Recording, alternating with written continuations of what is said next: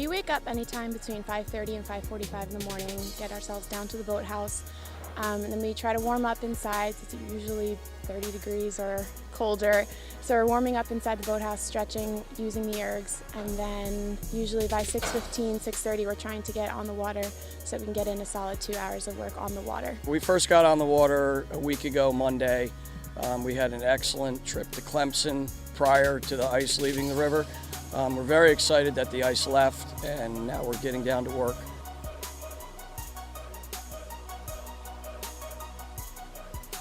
The boat, fully loaded, is going to weigh with the boat around half a ton. So we get that during a sprint piece. We'll get that going over 20 miles per hour, which is pretty cool, especially when you're working, with 8 other guys to do that. The river is a tidal body of water, so it changes every 6 to 8 hours. So we deal with different currents and tides and wind direction you have to think about. We row anywhere between 8 and 12 crews are out on the water at any given time. The shell is set up, it's made completely out of carbon fiber, and it's a couple 100 pounds of carbon fiber, and basically the components of the shell itself are the wing riggers, which support our oars and hold them in place while we're rowing, and then inside the boat there is the foot stretchers, which hold our feet in place. And then the seats that we sit on are actually on rollers, and that's a huge misconception about rowing, is that people will tell you that, oh, you must be super muscular, super strong upper body, but we actually use 80% legs on the strokes. For the MAC Conference Championship, it's a point system. So we have 3 boats that count for points: the first varsity 8, the second varsity 8, and the varsity 4, and they each are worth a certain amount of points. So the first varsity is worth the most points, second varsity 8 is worth the second amount of points, and the 4 is worth the third amount of points. So we're trying to make sure that we put girls in boats that can get us the most amount of points in that category. Within an 8, there's actually 9 people, because you have the coxswain, who's the little guy yelling at everyone, telling them what to do.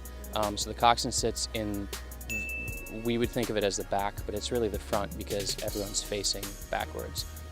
At the front of the boat, it's called the stern, and at the back, it's the bow. So you have bow seat, stern seat. Stern seat is also the stroke seat because they set the pace. And then going down the line, you have different people in different seats that match up to their abilities better. So like in the middle of the boat, where you don't have as much of an effect on the balance, you want to put your big guys, because they just rip on it. Like they just sit there and they just pull. Towards the ends of the boat, you want to put your smaller guys who have made it maybe better technique, better control. There's actually a really rich history for rowing on the Hudson River, and especially in this area where the Marist Boathouse is.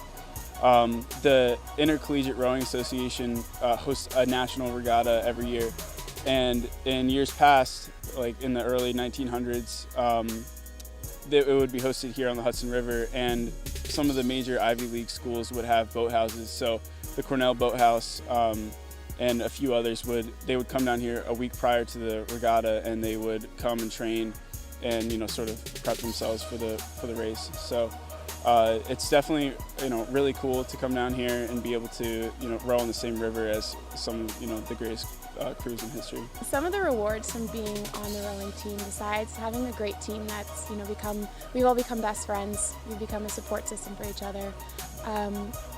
One of the coolest things in the world is when you're on the river, the sun is rising over campus, and the boat is just moving perfectly. This is a sport about perfection, and when you can achieve that, it's amazing.